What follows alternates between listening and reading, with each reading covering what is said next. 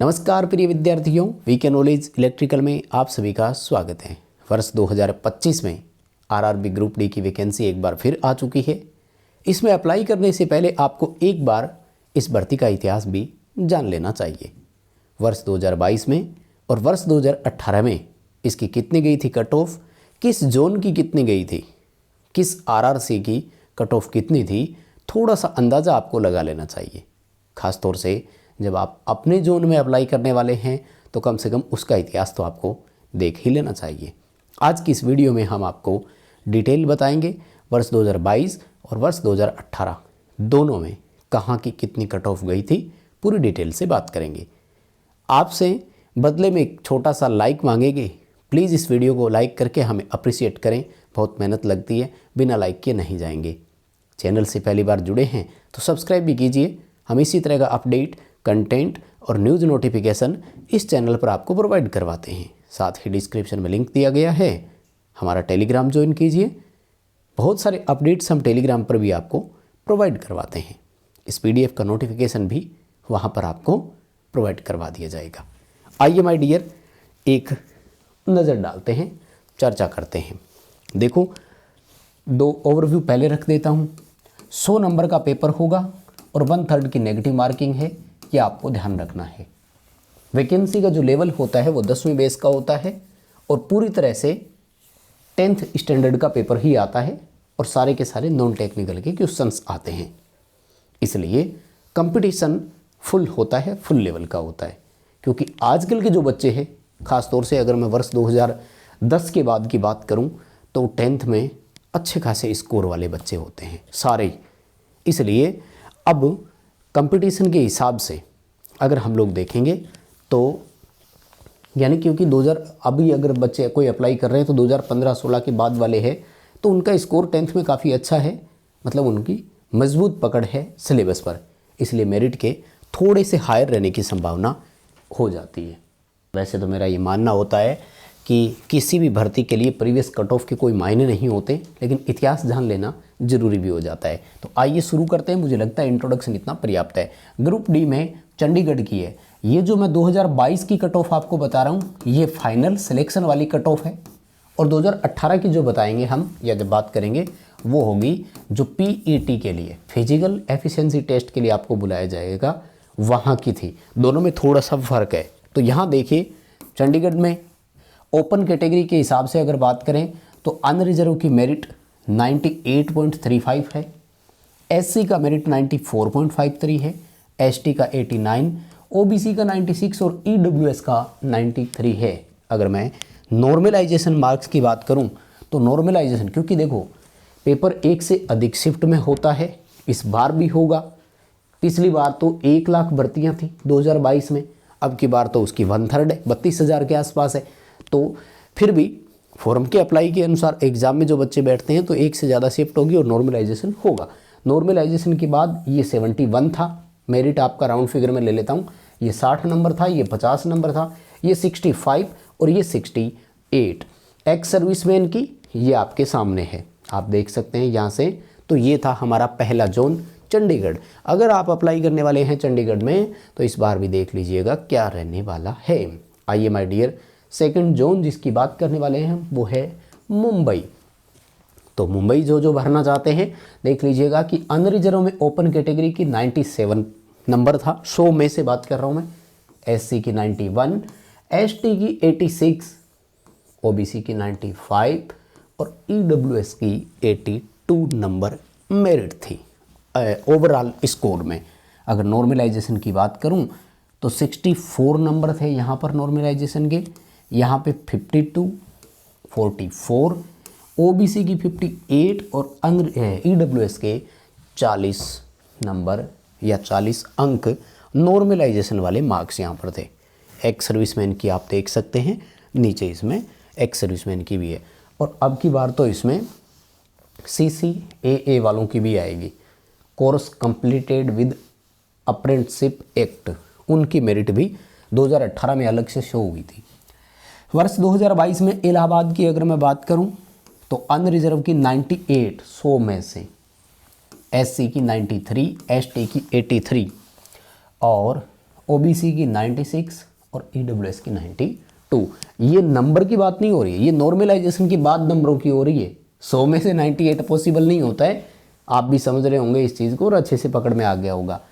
तो अगर नॉर्मलाइजेशन नंबरों की बात करूं तो यहाँ पर नॉर्मलाइजेशन 67 नंबर था, यहाँ पर 53, यहाँ पर 35 और ओबीसी को 60 नंबर और ईडब्ल्यूएस के 48.83। यानी नॉर्मलाइजेशन के मार्क्स है कट ऑफ मेरिट के अकॉर्डिंग, यानी नंबर्स में नॉर्मलाइजेशन स्कोर या अंक मिलाने के बाद ये फाइनल कट ऑफ थी इलाहाबाद की। ठीक है ना, अनरिजर्व की साथ में नीचे है, ये आप देख सकते हैं। आइए माय डियर राजस्थान वालों, अजमेर से अगर आप भरना चाहेंगे इस बार, यानी वर्ष 2025 में जाना चाहते हैं अजमेर में, तो देख लो पिछली बार अनरिजर्व की 97, एससी की 91, एसटी की 91, ओबीसी की 95 और ईडब्ल्यूएस की 88। अगर नॉर्मलाइजेशन स्कोर की बात करूं तो यहाँ पर 68 नंबर यानी 68, यहाँ पर 54 यानी 54, यहाँ पर भी 54, 61 नंबर ओबीसी के लिए और 49 नंबर ईडब्ल्यूएस के लिए नॉर्मलाइजेशन वाले नंबर थे।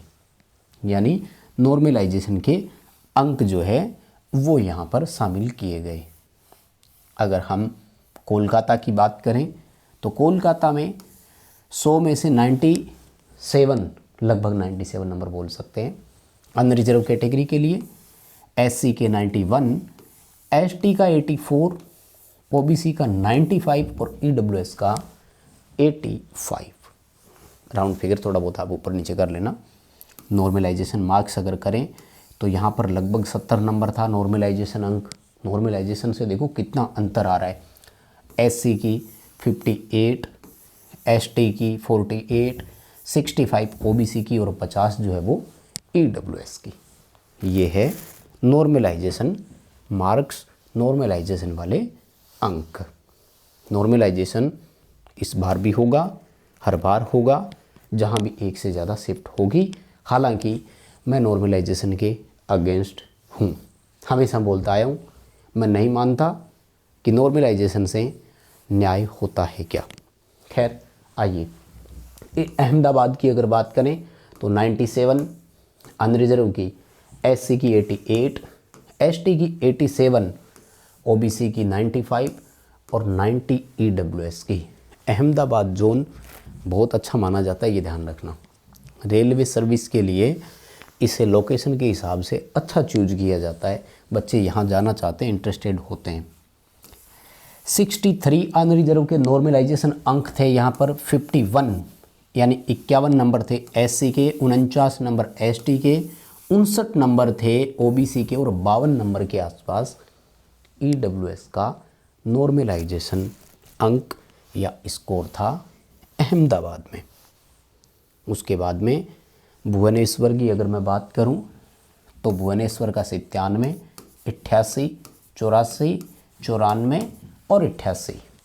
अगर नॉर्मलाइजेशन अंक तो यहाँ पर लगभग 66, 49, 44, 58 और 49 या 48 बोल दीजिएगा, ये था नॉर्मलाइजेशन अंक भुवनेश्वर के लिए।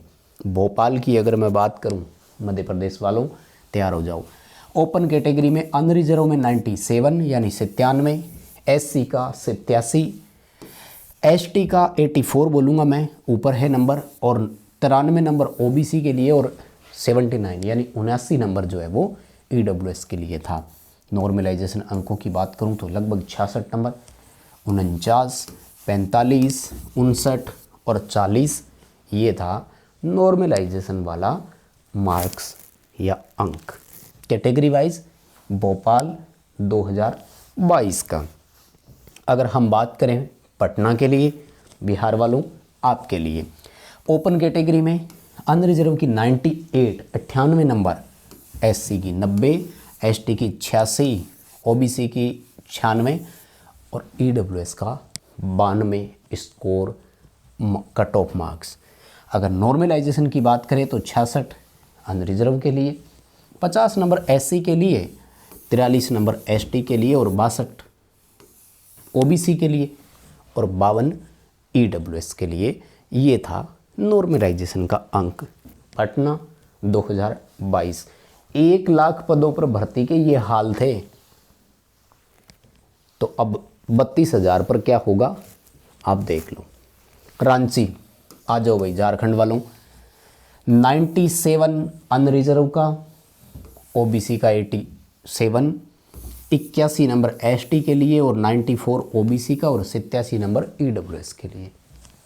आपका नॉर्मलाइजेशन स्कोर था 71 मान लो, और 54 एससी के लिए, 47 बोल दो एसटी के लिए, 65 नंबर ओबीसी के लिए और 54 नंबर ईडब्ल्यूएस के लिए। कैटेगरी वाइज रांची यानी झारखंड से। उसके बाद में बेंगलोर का 96.88 यानी 97 बोल दो चाहे तो, अनरिजर्व कैटेगरी के लिए। एससी का 89 यानी 90, एसटी का 86, ओबीसी का 94 और ईडब्ल्यूएस का 87। ये था स्कोर। और अगर नॉर्मलाइजेशन नंबर की बात करें तो 66, 52, 48, 60 और 50 ये था आपका नॉर्मलाइजेशन का अंक। ठीक है, आप अपनी अपनी कैटेगरी, अपने अपने जोन एक बार 2018 से तुलना और कर लेना। ये 2022 है, अभी 2018 का आपको और बताएंगे। चेन्नई में 94, 87, 81, 91, 78, 61, 50, 44, 56 और 40 नॉर्मलाइजेशन स्कोर चेन्नई के लिए। ठीक है, मेरिट फाइनली नॉर्मलाइजेशन के बाद की ही मानी जाती है, ये ध्यान रख लेना। ठीक है ना, नॉर्मलाइजेशन के बाद की ही होती है। 100 नंबर पे सिलेक्शन थोड़ी होगा। 100 में से 98, 96 से 93 ये पॉसिबल थोड़ी है। जैसे गुवाहाटी वाले आ जाओ भाई, 97 अनरिजर्व के लिए, 91 एससी, 84 एसटी के लिए, 93 ओबीसी और 86 ईडब्ल्यूएस के लिए। नॉर्मलाइजेशन स्कोर 60, 78, 37, 50 और 40। ठीक है, तो यहाँ नॉर्मलाइजेशन स्कोर मुझे लगता है सबसे कम है। तो गुवाहाटी जो जोन है यहाँ पर औसत बोल सकते हैं आप। तो ये था 2022 का डाटा। अब मैं आपको 2018 की तरफ ले चलता हूँ। ये जो 2018 वाली हम देख रहे हैं ना, ये पीईटी के लिए जो आपको बुलाया था वो है, फिजिकल एफिशिएंसी टेस्ट के लिए। फाइनल मेरिट नहीं है। और इसमें 3 कैटेगरी है।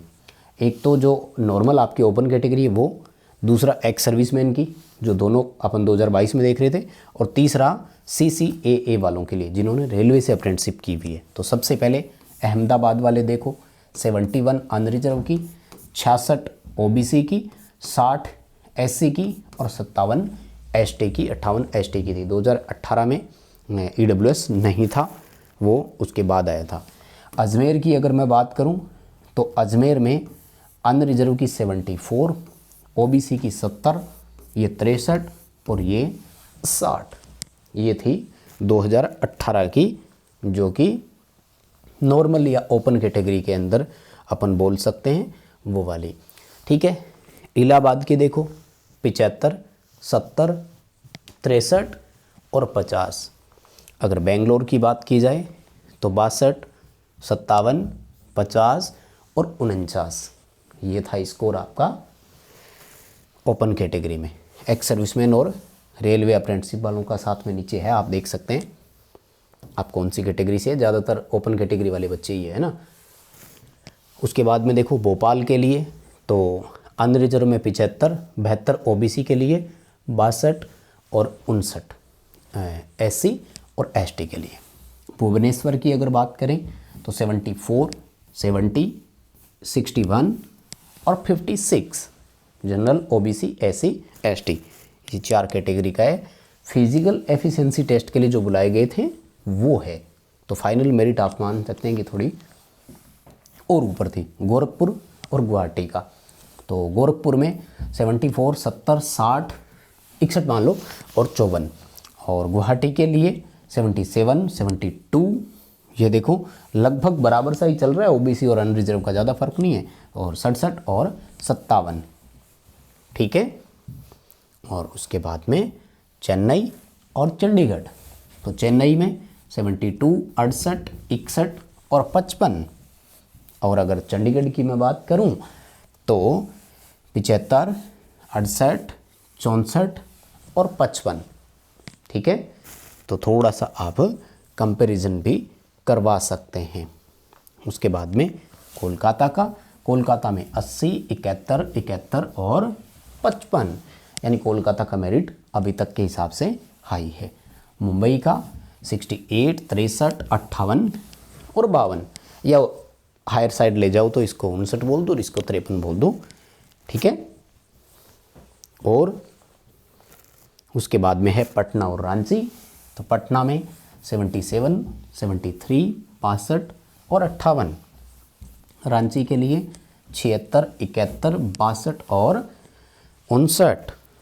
ठीक है, फटाफट से देख रहे हो, स्पीड डबल करने की ज़रूरत नहीं है, मैंने खुद ही स्पीड बढ़ा दी है, तो लगभग सबका कवर हो गया। सिकंदराबाद 70, 65, 60 और 57। माय डियर, ये था 2018 का डेटा आपके सामने। तो 22 और 18 दोनों का मिलान कर लिया। 2025 में कितनी जा सकती है, आपको क्या लगता है, कमेंट करके ज़रूर बताइएगा। और प्लीज़ इस वीडियो को बिना लाइक के नहीं जाएंगे यार, बहुत मेहनत लगी है, बदले में एक लाइक तो बनता है। बहुत धन्यवाद।